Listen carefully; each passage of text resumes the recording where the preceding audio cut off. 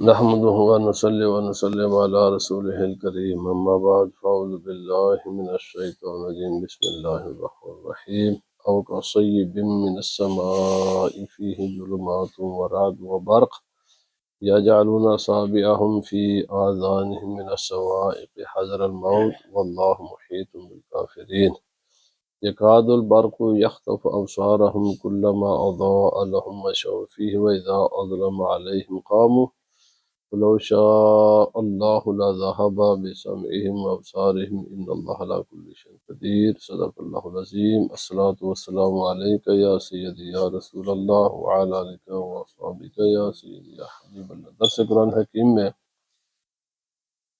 آج قرآن مقدس کی دو آیات تلاوت کرنے کا شرف حاصل کیا ہے، اسی پر مختصر گفتگو ہوگی، ورنہ قرآن حکیم کے ہر لفظ کے حضرت ابو طالب مکی رحمۃ اللہ تعالی علیہ نے قوت القلوب کتاب میں لکھا ہے کہ ہر لفظ کے 60,000 سے زائد معنی ہے، ہر ایک لفظ کے 60,000 سے زائد معنی ہے اور 70,000 سے زیادہ علوم ہے قرآن پاک۔ اندازہ لگا اگر آدمی ایک ہی لفظ کو اگر بیان کرے تو 60,000 تو ایک لفظ کے معنی پر، یہ ہر انسان کے اپنی اپنی عقل ہے، اس کا اپنا علم ہے، اس کا اپنا ذہن ہے، فہم و فراست ہے، وہ کتنا اس سمندر میں غوطہ زن ہو سکتا ہے۔ تو بس مختصر ہم عرض کرتے ہیں جتنا اللہ پاک نے ہمیں فہم و فراست عطا کی ہے، باقی یہ ایک ایسا سمندر ہے جس کا کوئی اگر ایک لفظ کے 60,000 میننگ ہیں تو پھر خود اندازہ لگا لیں یہ کتنی بڑی اللہ رب العزت کی کتاب کی کتنی وسعت ہیں اس میں۔ تو منافقین کا ذکر تھا۔ منافقین دو قسم کے قرآن پاک نے بیان کی، ایک وہ منافق ہیں کہ جو اندر سے خالص کافر، بالکل اسلام کے منکر، اور ظاہراً اسلام کو ظاہر کرتے تھے، تو ان کا ذکر ان سے جو آج آیات تلاوت کی ہیں اس سے پہلے آیات میں ان کا ذکر تفصیل کے ساتھ ہو چکا ہے۔ آج جو دو آیات میں نے تلاوت کی ہیں ان میں منافقین کی ایک اور قسم کا اللہ رب العزت نے ذکر فرمایا ہے، جن میں یعنی وہ منافق کہ جو تذبذب کا اور شک کا شکار تھے، کبھی ایک طرف دیکھیں تو کہتے اسلام اللہ کا سچا دین ہے، ہمیں مسلمان ہو جانا چاہیے، لیکن جب اس کی میں مشکلیں دیکھتے ہیں، اگر اسلام قبول کریں گے تو پھر نمازیں بھی 5 پڑھنی پڑیں گی، پھر ہمیں جہاد میں بھی جانا پڑے گا، پھر اپنے مال کی زکوٰۃ بھی دینی پڑے گی، پھر روزہ بھی رکھنا پڑے گا، پھر یہ بڑی تکلیفیں جی۔ تو پھر کہتے ہیں یار یہ طرح تھوڑا سا مشکل کم ہے، چلو ہم ادھر ہی چلے جاتے ہیں۔ یہ جو شک کا شکار تھے نا لوگ، یعنی نہ تو مکمل اسلام میں داخل ہوتے، جب یہ تکلیفیں دیکھے اسلام میں کا آنے کے بعد کچھ تکلیفیں تو ہمیں ان کا سامنا کرنا پڑے گا، اور نہ ہی یہ مکمل کفر کی طرف جاتے ہیں، کیونکہ جب یہ سوچتے اچھا ہم نے مرنا ہے، مرنے کے بعد تو پھر اللہ کی بارگاہ میں حاضر ہونا ہے اور وہاں پوری زندگی کا حساب و کتاب دینا ہے، تو پھر اس کی نجات تو وہی ہے جو اسلام کہتا ہے، اس کی نجات وہاں کی جو ہے نا نجات تو اسی میں ہے۔ تو پھر جب ادھر کو آخرت کو دیکھتے تو یہ کفر چھوڑنے پر تیار ہو جاتے، اور جب دنیا کی مشکلیں دیکھتے تو اسلام چھوڑنے پر تیار ہو جاتے۔ لا الہ ہؤلاء ولا الہ ہؤلاء، قرآن پاک نے فرمایا نہ یہ ادھر کے، اچھا دوسرے دنیا میں اگر دنیا کا کفار کے خوشحالی دیکھتے، بڑے کمال، ان کے مکانات زبردست ہیں، پیسے کاروبار ہیں، پیسہ ہے، چہل پہل ہے، یہ لوگ بڑے خوشحال ہیں، تو کہتے یار کافر ہو جانا چاہیے، چونکہ کافروں کے پاس پیسہ زیادہ ہے اور ان کے پاس خوشحالی ہے اور دنیا کی دولت کے ریل پیل ہے، تو یہ کافر ٹھیک ہے۔ اچھا کبھی یہ کہتے ہیں کہ نہیں سچا سچا دین تو اسلام ہے، اگرچہ وہاں پر خوشحالی تو نہیں ہے لیکن تو یعنی یہ کسی ایک جگہ پر ٹھہرتے نہ، یہ ہے کفار کی یعنی منافقین کا ایک ذہن۔ آج اگرچہ ہم شرعاً کسی انسان کو منافق کہہ تو نہیں سکتے، لیکن نفاق کی یہ جو قسم ہے نا، یہ ہمیں بڑی عام نظر آتی ہے۔ کہنے کی پابندی ہم پر شریعت کی طرف سے، کیونکہ کسی کو منافق کہنا یہ جب تک قطعی اور بالکل جو یقینی ثبوت ہمارے پاس نہ ہو تو ہم کسی کو منافق نہیں کہہ سکتے، کیونکہ وہ تو وحی کے ساتھ ہی یہ دروازہ بند ہو گیا قطعی ثبوتوں کا۔ تو اب تو جو کچھ انسان ظاہر ہے، یا مومن ہے تو مومن ماننا پڑے گا، اگر مومن نہیں تو اس کو کافر کہنا پڑے گا، باقی جو شریعت نے حد مقرر کیا اب تو ہم پابند شریعت۔ لیکن اوورآل اگر دیکھیں نا تو یہ نہیں کہ آج کے لوگ ایسے نہیں، بھائی آج بھی اس قسم کے لوگ موجود ہیں جو شک کا شکار ہے، شکوک کا شکار ہے۔ تو بہرحال قرآن پاک میں اللہ پاک نے فرمایا اور ایک مثال دے کر سمجھایا ہے کہ اسلام کیا ہے اور کفر کیا ہے اور نفاق کیا ہے۔ اللہ پاک نے فرمایا او کا صیب من السماء فیہ ظلمات و رعد و برق، ان کی مثال اس موسلا دھار بارش کی طرح ہے کہ جس میں اندھیرا بھی ہے، کڑک بھی ہے اور روشنی بھی ہے۔ من السماء جو آسمان سے اترتی ہے اور اس میں اندھیرا بھی ہوتا ہے اور اس میں کڑک بھی ہوتی ہے اور اس میں مفید پانی بھی ہوتا ہے۔ اللہ رب العزت نے اسلام کو تشبیہ دی ہے بارش کے ساتھ۔ اللہ پاک فرماتا ہے، اور یاد رکھ لیں یہاں پر ایک میں ضمن بات عرض کرتا چلا جاؤں، تمام جو آخرت کے معاملات اور نظریاتی معاملات ہیں، ہر نظریاتی مسئلے کی ایک خارجی مادی اس کی مثال موجود ہوتی ہے۔ اس لیے قرآن حکیم نے بھی نظریاتی چیزوں کو سمجھانے کے لیے مادی چیزوں کو بیان کیا ہے، اور ہمارے جتنے بھی بڑے بڑے فلاسفر ہوئے ہیں صوفیہ، خصوصاً امام غزالی، امام رومی اور باقی جتنے بھی بڑے بڑے فلاسفر ہیں، وہ ہمیشہ ہی مادی چیزوں کی مثال دے کر نظریاتی چیزوں کو سمجھاتے ہیں تاکہ بات صحیح سمجھ میں آ جائے۔ قرآن پاک نے بھی ایسا کیا۔ بعض لوگ کہتے ہیں یہ کیا بھائی، یہ کیا، یہ اللہ کا نظام ہے، اس لیے نظریات بھی خدا ہی کے ہیں اور مادی چیزیں بھی خدا ہی نے بنائی ہیں، دونوں کا خالق ایک ہی ہے۔ تمہارے سمجھانے کے فرمایا تلک الامثال نضربها للناس، ہم یہ مثالیں بیان کرتے ہیں لوگوں کے لیے تاکہ انہیں عقل آئے، سمجھیں، غور و فکر کریں ان باتوں میں۔ یہاں پر بھی اللہ پاک نے دین کو، اسلام کو تشبیہ دی ہے بارش کے ساتھ۔ بارش ایک مادی چیز ہے، خارجی چیز ہے، ہر انسان دیکھتا ہے اس کو۔ اب اللہ رب العزت نے فرمایا بارش ہے، تم روزانہ دیکھتے ہو، جب بارش آتی ہے نا جی تو بارش کے ساتھ کچھ ایسی چیزیں بھی ہوتی ہیں۔ پہلی چیز کو بارش کلیئر نہیں ہوتی، اس میں سورج کی روشنی کو روک دیتی ہے، حالانکہ سورج کی روشنی کو ہر کوئی پسند کرتا ہے۔ اچھا بارش جب آتی ہے تو اس میں کڑک بھی ہوتی ہے، بارش بہت سی چیزوں کو چینج کر دیتی ہے، لیکن کوئی دنیا کا باشعور انسان ہے جو بارش کو کہے یہ مفید نہیں ہے؟ کوئی ہے دنیا کا باشعور انسان جو یہ کہے کہ جناب بارش کوئی مفید چیز نہیں ہے؟ حالانکہ بارش جب آتی ہے تو وہ سورج کی روشنی کو بلاک کر دیتی ہے۔ کبھی آپ نے بارش بھی دیکھی کہ موسلا دھار بارش اور پھر اس کے ساتھ سورج کی روشنی بھی ہو؟ بارش بھی ہے لیکن اس میں بادل نہیں ہے، بارش ہے لیکن اس میں کڑک نہیں ہے، بارش ہے تو اس میں یہ سارے۔ تو اللہ پاک نے فرمایا جس طرح بارش کے ساتھ کچھ ایسی چیزیں بھی ہوتی ہیں جو دوسروں چیزوں کے لیے رکاوٹ بنتی ہیں، اسی طرح اور کوئی بھی باشعور انسان بارش کو غیر مفید نہیں کہتا۔ ایسے ہی دین کے ساتھ صرف آسانیاں نہیں ہیں، کچھ تنگیاں بھی ہیں۔ تمہارے کچھ آسانیوں کو یہ بلاک بھی کرتا ہے۔ یہ دین کہتا ہے نہیں بھائی آپ اٹھو، نماز پڑھ، چھوڑ نیند۔ یہ دین کہتا ہے روزہ رکھ، کھانا پینا چھوڑ۔ یہ کہتا ہے اپنے مال کی زکوٰۃ دے۔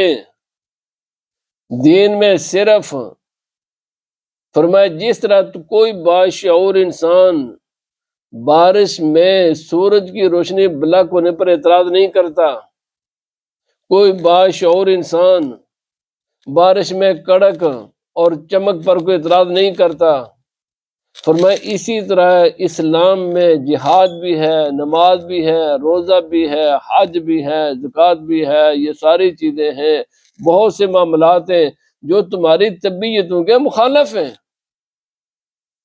تو جس طرح بارش بہت سی چیزوں کو روکنے کے باوجود مفید ہے، اسی طرح اسلام، دین، ایمان تمہاری بہت سی خواہشوں کے خلاف ہے مگر ہے یہ مفید ہے۔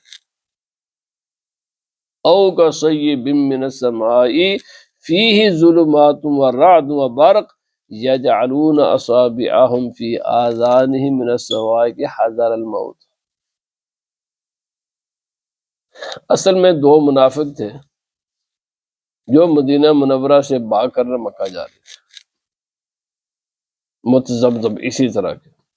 راستے میں ہوا یوں کہ جناب بارش آ گئی، اور اس بارش میں شدید قسم کی چمک بھی تھی اور کڑک بھی تھی۔ اور ویسے بھی اللہ پاک نے فرمایا منافق کیسا ہوتا ہے، رات کے وقت سفر کرے نا تو اندھیرے میں تو اس کو راستہ نظر نہیں آتا، لیکن جب آسمان سے بجلی چمکتی تو تھوڑی دیر کے لیے نظر آتا ہے، اور وہ جتنا نظر آتا ہے اتنا چل جاتا ہے، پھر ٹھہر جاتا ہے۔ فرمایا منافق بھی ایسے ہی ہوتا ہے، تھوڑی دیر دین پر چلتا ہے پھر رک جاتا ہے، تھوڑی دیر چلتا ہے پھر رک جاتا ہے۔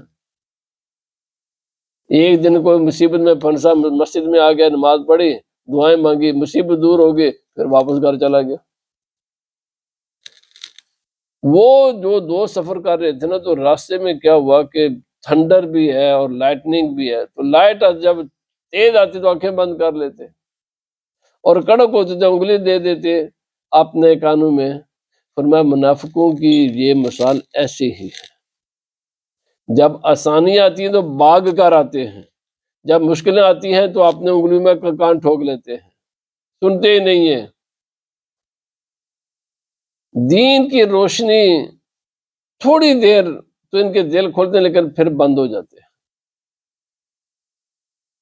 پھر یہ فرمایا اصابعہم فی آذان حذر الموت، کیوں یہ کرتے ہیں؟ موت کے ڈر سے۔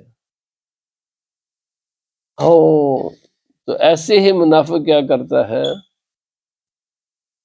کہ اگر میں نے یہ کام کیا تو میرے اس مفاد پر، اگر میں جناب اٹھ گیا تو میری نیند چلی جائے گی، روزہ رکھا تو میری لذتیں ختم ہو جائیں گی، جہاد پر گیا تو ہو سکتا ہے مجھے جان سے جانا پڑے۔ یہ بھی ایسے ہی کرتا ہے، ڈما ڈور رہتا ہے ہمیشہ ہی، نہ اس طرف پکا۔ اور یہ دنیا میں سب سے یاد رکھیں، یہ قانونی قدرت ہے، کوئی بھی چیز جو کچی ہوتی ہے نا اس کی ویلیو نہیں ہوتی، نہ دنیا میں ویلیو ہے نہ قیامت کے دن ویلیو ہے۔ میں آپ کو دو مثالیں عرض کر کے، اللہ پاک نے فرمایا یہ جو بلڈنگ میں نا کبھی کبھی وہ کچی اینٹیں ہوتی ہیں جو صحیح پختہ نہیں ہوتی، آپ دیکھ لیں کسی بھی بلڈنگ میں وہ تھوڑی دیر کے بعد وہ اللہ کا ہونا شروع ہو جاتے ہیں اور بلڈنگ کو نقصان پہنچاتی ہے۔ بلڈنگ مضبوط وہی اینٹیں رکھتی ہیں جو پختہ ہوتی ہیں۔ یا آپ کبھی کسی پلگ میں، لائٹ میں، بٹن میں اس کو صحیح پختہ نہ ڈالیں تو لائٹ کو جو نا وہ ایسے ایسے لائٹ کرے گی اور آہستہ آہستہ کر کے آخر بجھ جائے گی۔ کیوں بھائی؟ تیرا کنیکشن اصل کے ساتھ مضبوط نہیں ہے۔ جس بھی لائٹ کا، جس بھی الیکٹریسٹی کا کنیکشن مضبوط نہ ہو وہ آخر کار بجھ ہی جاتی ہے، وہ کنیکشن ٹوٹ جاتا ہے۔ میرے بھائی دین کا کنیکشن ہے تیرے دل کے ساتھ، یقین کے ساتھ۔ اگر تیرا یقین نہیں ہے نا دین پر، آج کل یہ جو لوگ سارے صحیح ہیں، ہم ادھر بھی ہیں ہم ادھر بھی ہیں، میرے بھائی، یہ ہم ادھر بھی ہیں ادھر والے، یہ سارے کچے پلے لوگ ہیں، نہ اس کا اللہ کے بارگاہ میں ان کی کوئی قدر و قیمت ہے۔ یہ صلح کلی، سب کو صحیح کہنے والے، سب یہ سارے صحیح ہیں، یہ سارے ہی غلط ہیں، نہ سارے صحیح ہیں نہ سارے غلط ہیں، ہم ادھر بھی ہم ادھر بھی ہیں، اس کا معنی کہ تو کچھ بھی نہیں ہے۔ کمزور عقیدے کا انسان، کمزور عمل والا انسان، اس کی ویلیو کسی بھی طرف بھی نہیں ہوتی۔ مثلا جو اینٹ پلی ہو، پلی پنجابی میں کہتے ہیں پلی، اس کی ویلیو کہیں بھی نہیں ہے۔ یہ نہیں کہ بلڈنگ میں اس کی ویلیو نہیں ہے، بلڈنگ سے اترنے کے بعد اس کی ویلیو، بھائی اس کے اترنے کے بعد بھی کوئی ویلیو نہیں ہوتی۔ میرے بھائی، جس لائٹ کا کنیکشن کمزور ہو، کمزور کنیکشن والے کا کی ویلیو کہیں بھی نہیں ہے، ویلیو اسی لائٹ کی ہوتی ہے، اسی وائر کی ہوتی ہے، اسی لائٹ کی جس کا کنیکشن صحیح ہوتا ہے۔ اللہ پاک نے فرمایا واللہ محیط بالکافرین، کب تک، جس کو کہتے ہیں نا اردو میں بکرے کی ماں کب تک خیر منائے گی، کب تک تم یہ لوگوں کو دھوکہ دو گے؟ ہم ادھر بھی ہم ادھر بھی ہیں، ہر طرف ہیں، ان کو بھی راضی رکھا ان کو بھی راضی رکھا، کب تک؟ واللہ محیط، اللہ تعالیٰ کافروں کو گھیرے ہوئے ہے، تم خدا تعالیٰ کے نہ علم سے باہر ہو نہ قدرت سے باہر ہو، علم سے بھی باہر نہیں ہو، یہ نہیں کہ جو تم کرتے تمہارے دلوں میں کے جو خیالات ہیں، دل و دماغ کی جو تمہارا عقیدہ، اللہ اس سے آگاہ نہیں، اللہ اس کو بھی جانتا ہے۔ اور یہ بھی نہیں ہے کہ تم یہ چال بازیاں کر کے مسلمانوں کو دھوکہ دے کر اللہ کے غضب سے، خدا کے عذاب سے بچ جاؤ گے، فرمایا یہ بھی نہیں ہے۔ واللہ محیط بالکافرین، اللہ تعالیٰ کافروں کو گھیرے ہوئے ہیں، میں جانتا ہوں تمہارے دل و دماغ میں کیا ہے، تمہاری شکوک و شبہات جس کا تم شکار ہو، مجھے اس کا بھی علم ہے، اور میں نے یہ صرف چند روزہ ڈھیل تمہیں دی ہوئی ہے، باقی جس دن میں نے تمہیں بلایا نا میں نے اپنے پاس بلا بھی لوں گا، اور میں تمہیں اس غلط ذہن کی سزا بھی میں نے دینی ہے تمہیں۔ اس لیے یہ دنیا کے چند روزہ مفادات کی خاطر نہ دھوکے باز مت بنو۔ اگر دین قبول نہیں کرنا، کلیئر دوسری طرف چلے جاؤ، اگر دین قبول کیا ہے تو کلیئر مسلمانوں کے ساتھ کھڑے ہو۔ آج کل ہمارے اہل سنت و جماعت میں بھی بہت بڑا ایک فتنہ ہے تفضیلیت کا، اسی طرح صلح کلیت کا ایک بہت بڑا فتنہ ہے، بہت بڑا یہ فتنہ ہے، یہ شکوک و شبہات دن میں ڈالتے ہیں۔ ایسے بہت سے آپ کو واعظین پیر ملیں گے، لوگ باتیں کرنے والے ملیں گے، نہ ادھر کے نہ ادھر کے۔ یاد رکھیں، جو اللہ رب العزت کی بارگاہ میں قدر اسی انسان کی ہے جو یقین کے ساتھ اللہ رب العزت، میں نے ابھی عرض کیا دو ہی چیز، اسی لیے کافروں کو عذاب منافق کی نسبت کم ہوگا۔ میں سوال جو کلیئر کا ہم نہیں مانتے، جی ہم نہیں مانتے، سیدھی سی بات ہے، علل اعلان کہتے ہیں ہم نہیں مانتے، تو بھائی ان کا عذاب منافق سے کم کیوں ہے؟ منافق تو کچھ مانتا ہے کچھ نہیں مانتا، منافق کچھ مانتا ہے، لیکن یہ جو پلہ اور کمزوری کے ساتھ ماننا، یہ زیادہ نقصان دہ ہے جرأت کے ساتھ انکار کرنے سے۔ بہادری کے ساتھ انکار کرنا، یہ اللہ، چونکہ اس میں دھوکہ نہیں ہے، کافر انکار کرتا ہے بھائی میں نہیں مانتا، ٹھیک ہے، جرأت کے ساتھ انکار کر دیتا ہے، کلیئر ہے اپنے معاملات میں۔ اور یہ جو منافق انسان ہوتے ہیں نا، صلح کلی قسم کے، یہ بھی ٹھیک ہے یہ بھی ٹھیک ہے، اس کو بھی راضی کریں گے اس کو بھی راضی کریں گے، شکوک و شبہات ڈالتے ہیں، نہ پکے سنی بنتے ہیں، نہ پکے شیعہ بنتے ہیں، نہ پکے وہابی دیوبندی بنتے ہیں، کچھ بھی نہیں ہے، درمیان میں کھڑے رہتے ہیں، یہ وہ لوگ ہیں۔ اور یہ ذہن اللہ پاک نے فرمایا یہ بدترین لوگ ہیں۔ مت یہ سمجھو کہ کسی ایک، ہم سب کو راضی رکھ کر اللہ کو بھی راضی کریں گے۔ خدا تعالیٰ نے فرمایا نہیں، ایک طرف ہو جاؤ، ایک طرف، یا رسول اللہ صلی اللہ علیہ وسلم کے حمایت میں دل و جان کے ساتھ کھڑے ہو جاؤ، اور اگر انکار ہی کیا ہے تو پھر ڈٹ کر انکار کرو، فیصلہ خدا فرما دے گا۔ لیکن یہ جو درمیان والی کیفیت ہے نا، اللہ پر فرمائے یہ سب سے بدترین قسم کے لوگ، ان المنافقین فی الدرک الاسفل من النار، یہ جہنم میں سب سے نیچے ہوں گے۔ واللہ محیط بالکافرین، اللہ پاک ان کافروں کو گھیرے ہوئے، کب تک یہ کام کرو گے؟ یہ دھوکے بازیاں اپنے آپ کو بھی دوسروں کو بھی کب تک دیتے رہو گے؟ اللہ تعالی ہمیں سچا پکا کھرا مسلمان بھی بنائے، اور اللہ تعالی ہمیں ڈر، اور یہ بزدل بھی ہوتے ہیں لوگ، جو اس ذہن کے مالک لوگ ہوتے ہیں نا، وہ بزدل ہوتے ہیں، کبھی بھی وہ میدان میں نہیں کھڑے ہوں۔ اسی لیے ہمیشہ بزدل انسان ہی دوغلا ہوتا ہے۔ رسول اللہ صلی اللہ علیہ وسلم نے فرمایا بدترین خدا کی مخلوق میں وہ انسان ہے جو دو منہ ہے، ادھر ہے تو اس کے ساتھ، ادھر ہے تو اس کے ساتھ، اس کو بھی راضی کرے اس کو بھی راضی کرے، نہ حق کی بات ادھر کہہ سکے نہ حق کی بات ادھر کہہ سکے۔ میرے بھائی ایک ہے، دو رنگی چھوڑ کر یک رنگ ہو جا، یا سراسر موم یا سراسر سنگ ہو جا، ایک چھوڑ جاؤ، ایک بن جاؤ، ایک اللہ ایک، اسلام ایک، دین ایک، حق ایک ہے، بس ایک۔ یہ ممکن ہی نہیں ہے کہ ایک چیز، یعنی ایک انسان اس کو حق بھی کہے اور غلط بھی کہے۔ دل ایک ہے، دماغ ایک ہے، کائنات کے نظام میں ایک ہی کا معاملہ ہے، کسی بھی ملک میں بادشاہ ایک ہی ہوتا ہے، کسی بھی ادارے کا سربراہ ایک ہی ہوتا ہے، کسی بھی عورت کا شوہر ایک ہی ہوتا ہے۔ میرے بھائی جس طرح یہ ساری کائنات میں ایک ایک ایک ایک ہے نا، مجھے نہیں پتا یہ جو لوگ بتاتے رہتے ہیں یہ جو کمپیوٹر ہے نا، یہ بھی ایک ہی زیرو اور ایک ہی کے اصول پر چلتا ہے۔ یہ کائنات میں ہے ہی توحید ہے ہی توحید ہے، ہر جگہ آپ کو توحید نظر آئے گی۔